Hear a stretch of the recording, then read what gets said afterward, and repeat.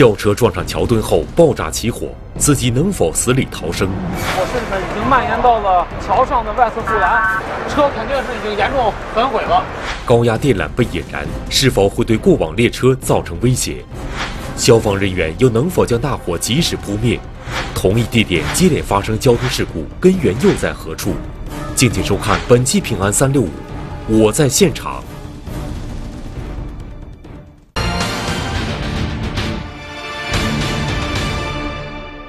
大家好，我是河北石家庄交警王斌。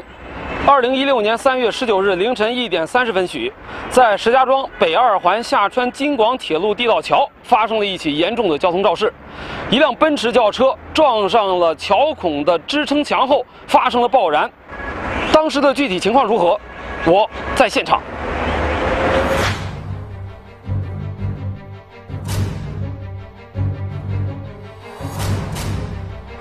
现在呢，我们已经赶到了现场，火呢依然还着着，而且呢，现在火势呢已经蔓延到了桥上的外侧护栏，车肯定是已经严重焚毁了。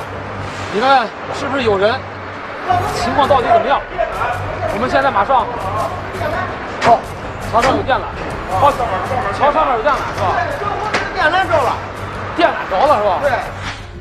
在事故现场，一辆轿车撞上桥墩爆炸起火后，引燃了桥上暗沟的电缆胶皮，桥下车体火势引着电缆胶皮猛烈燃烧，事故车部分铁板已经被大火烧得通红，外部有些部位已经完全碳化，火势依然不减，车内人数不明，有无人员逃出尚不清楚。更让大家不安的是，大火引燃了桥上的电缆外皮，有可能造成的后果不堪设想。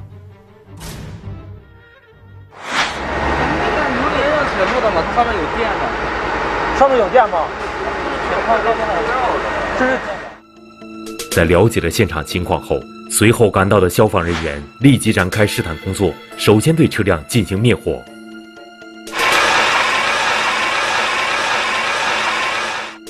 在水枪的压制下，车体大火逐渐被遏制住，火势减小，只有车的另一侧在高压水枪的冲击下，还有一个不明火源没有熄灭。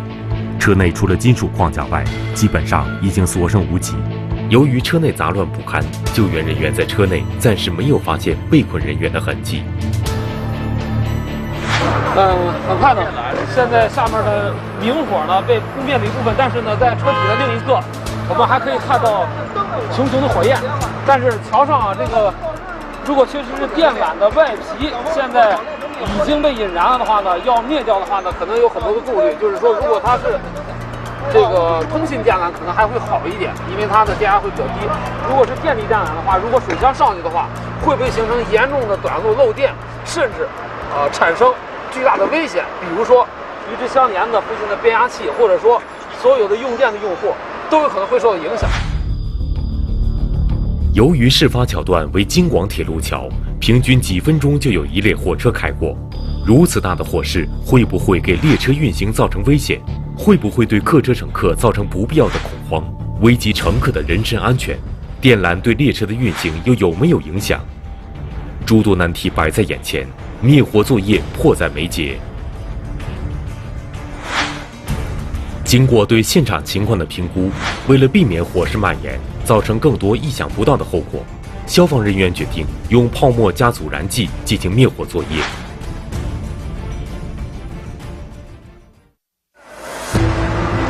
现在已经打上去了，这种阻燃剂呢，可能有更好的绝缘，或者说呢，对于火焰有压制的这种作用和效果。这个在以前我们看到的这个扑灭车辆自燃的这个现场中呢，经常能够看到。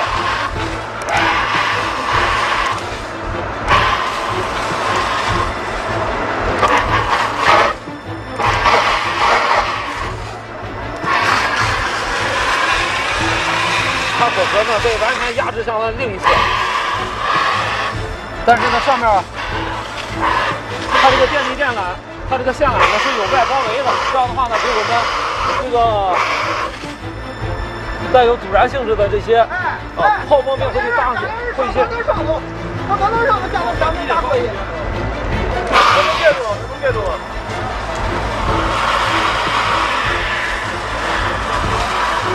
好，那边有缝隙还好点，现在就剩右边这块了。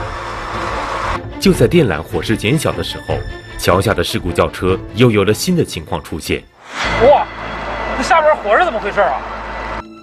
在车内的一个角落突然冒出了绿色的火光，并伴随着滋滋的轻微爆炸声。为了避免2次事故发生，消防人员只得将枪头再次转向车体，压制火焰。现在呢，这个水枪打过去以后呢，看到这里边明晃晃的，像这个有焰火一般，而且呢，刚才甚至还有绿光。与此同时，电缆被喷射几次后，火势虽然当时转小，随即又很快复燃。电缆本身就有高温和电流的震动，再加上外侧胶皮火焰的温度，造成了火势的不稳定，随时都可能燃尽的外胶皮，可能引发大规模的断电或短路，甚至有可能对现场的消防人员直接造成伤害。我看到这边火又起来了，而且呢又有向这个两侧蔓延的趋势，火依然着得很旺。看来扑救啊，在现场，这个由于这个水枪角度的问题呢，确实受到了一定的阻碍。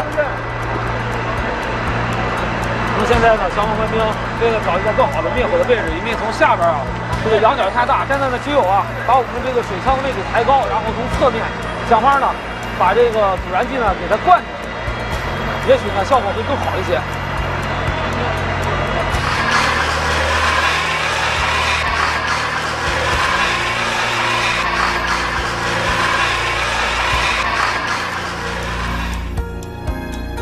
灭火并没有预想的顺利，由于角度问题，燃火的死角并不能完全接触阻燃剂。时间紧迫，消防队员只有冒着危险登上最高层，近距离进行电缆的灭火作业。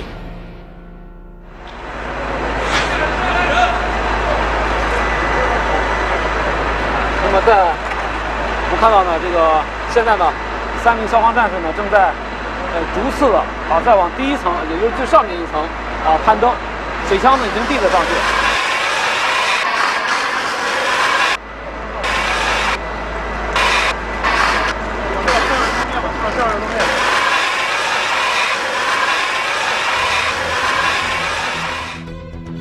在消防人员登到最高层后，水枪对火焰形成了负压态势，火势明显得到了控制。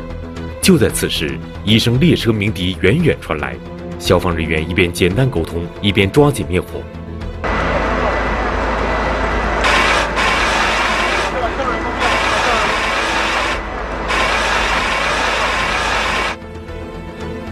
经过努力，火苗逐渐减小。就在桥侧电缆线明火全被扑灭的一瞬间，一列列车恰巧经过。所幸消防人员的灭火作业及时，对列车的正常运行没有造成影响。然而，对桥下车内进行调查的救援人员得到了一个令人沮丧的消息。刚才呢，这个消防战士呢向我们提示说，他们在扑救的过程中呢，发现在车体的左侧，也就是护墙的靠近这一边，外边呢这个在残骸的前部呢有一个突出物，是一个圆形的，很像是一个人的头骨，也就是说，相撞人特别很可能是驾驶人呢没有能够及时的脱困，最终呢很可能是殒命在了车里。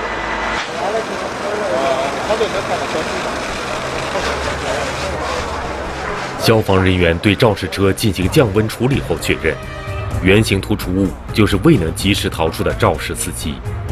面对如废墟般的事故现场和一具烧焦的尸首，现场的工作人员都感到唏嘘不已。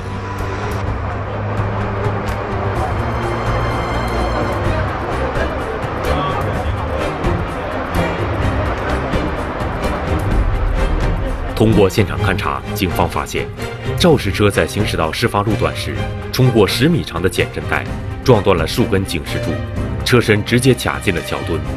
肇事司机在事发时很有可能当场死亡。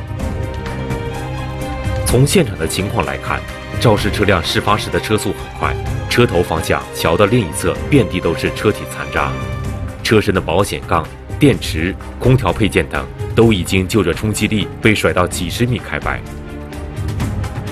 在距离事发地点80米处，竟然发现了一个相对完好的车胎，可见事故发生时撞击的猛烈程度之大。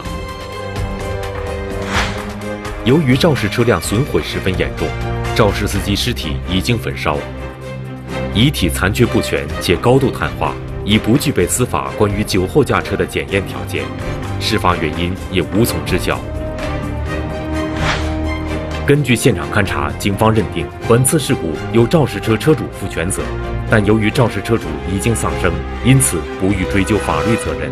但是在随后的调查中，警方却发现，在这座桥下竟然发生过多起严重的交通事故，情况也都惊人的相似，这又是为什么呢？生死救援，肇事司机能否奇迹生还？刚120来了以后，1、2分钟，完了抬到我们帮抬车，那个心脏复苏。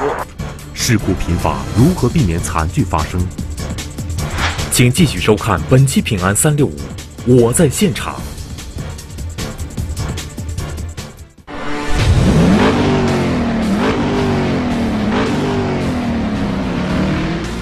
把这车给拖过去。我也不这，大黑了。王东也不动，你不动，你躺这儿，躺好。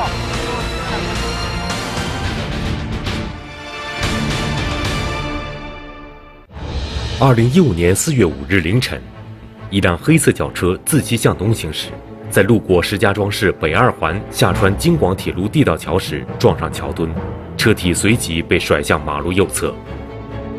咱过来的时候见到人了吗？车过来的时候刚拉走，我们到这儿他们正拉着呢。拉走。这个人大概什么情况？不太清楚。就是男的女的？我们过来是男的是吧？大概多大岁数？看着。岁数没看清。刚才我们过来，人家已经群众报警，已经放到那个救护车上了。在现场，我们看到肇事车车头损毁严重，挡风玻璃已经碎裂，安全气囊已经弹出，车内凌乱不堪。在事故现场不远处，我们发现了报警的路人。当时他撞的时候我没看见，我从那下来以后，我一看这车停到这儿了停这儿，当时那个人在那躺着没，那刚出事可能。人在哪儿躺着呢？当时他在门上，车里边。对，坐上是吧？他坐在歪在地下了。当时可能是还有点意识。没有一点意识都没有。刚120来了以后1、2分钟，完了抬到我们帮抬车，那个心脏复苏。肇事司机的情况不容乐观，为了能够和伤者的家属取得联系，警方对轿车进行了仔细检查。所幸的是，在肇事车不远处，办案民警找到了伤者的手机。我是石家庄市长安交警大队事故科的，你认识这手机号机主吗？知道吗？这车发生交通事故了。在得知事故消息后，死者的朋友赶到了医院。家里几个孩子？他2个。在这儿是干什么的？他是跑大车。这是有心跳还是？没有，拉出的没有。都是哪儿伤？那个颈椎这块，颈椎好像都断了。刚才查考的时候看颈椎断了，然后左上肢整个断了。这起事故造成肇事司机当场死亡。根据调查，肇事司机为酒后驾驶机动车。中华人民共和国道路交通安全法第91条规定，饮酒后驾驶机动车的，处暂扣6个月机动车驾驶证，并处1000元以上2000元以下罚款；醉酒驾驶机动车的，由公安机关交通管理部门约束至9醒，吊销机动车驾驶证，依法追究刑事责任，5年内不得重新获取机动车驾驶证。事故由车主一方负全责，但是由于当事人已经死亡，因此不再追究法律责任。不过在交流过程中，报警人还提出这座桥下的道路存在着严重的安全隐患。这个地方提个建议，你看那个柱子那个反光的图一下，这个地方经常是有时候经常看不见啊。对，那个柱子这么快。你也经常从那儿过，我倒很少在这儿过，但是我知道这个地方。是吧？对，他这个桥老桥，他应该把那柱子那个反光的。2014年12月底，一辆大货车在路过此路段时，同样发生了交通事故。是咱们刚把他救出来是吧？刚。是吧？就在刚才。哦，到了这个现场以后是什么样？到了现场之后，我们发现这个一辆车应该是从那个柱，就是从桥的那一侧就开始相撞，一直这个车蹭到这个桥的这个柱。哦。在事故现场，我们看到这辆肇事的红色大货车右侧车头撞上桥墩后已经严重变形，驾驶室内凌乱不堪，可见当时撞击力度十分巨大。据救援人员描述，当他们赶到现场时，司机被卡在变形的驾驶室里不能动弹，救援人员只能将大车向后拖拽2米，才有空间将伤者救出。随后，伤者在第一时间被送往医院进行救治。在对事故发生的原因进行调查时，警方了解到，这一路段原本就是事故多发区，而且事发过程十分相似。从我来到这个中队之后，有2年的时间，光我出的就至少有4、5次。这个黑色的印记呢，这都是以往发生撞击桥体车辆起火燃烧之后呢留下的灰烬，真是旧灰未落，新伤又添。那么这座桥下为什么会接连上演惨剧呢？原来这座铁路桥下面的2环路曾经进行过拓宽，设计方在同向行驶的主路中间加了支撑墙。有些司机在经过地道桥下坡路段时，由于不熟悉路况，再加上车速过快，尤其是夜间视线不好，来不及采取躲避措施，车辆很容易撞上桥墩。出事地点类似的事故一再发生，交管部门协同铁路部门再次对这个地点进行了整改，特别是增加了交通标线、交通标志和交通警示灯光，让警示措施更加合理和齐全。截至目前，这个地点没有再发生过类似的交通事故。当然，通过以上这些案例，我们一方面看到，除了道路通行条件会对驾驶人的安全驾驶产生影响之外，驾驶人自身在驾驶过程中注意力不够集中，也是导致事故发生不可忽视的因素。尤其是有些驾驶人所存在着的那些危险而且违法的驾驶行为，比如说酒驾、超速、疲劳驾驶等，更是事故发生的推手。所以在这儿我们提醒大家，要想保证自己的通行安全，遵规守法，养成良好的驾驶习惯，非常的重要。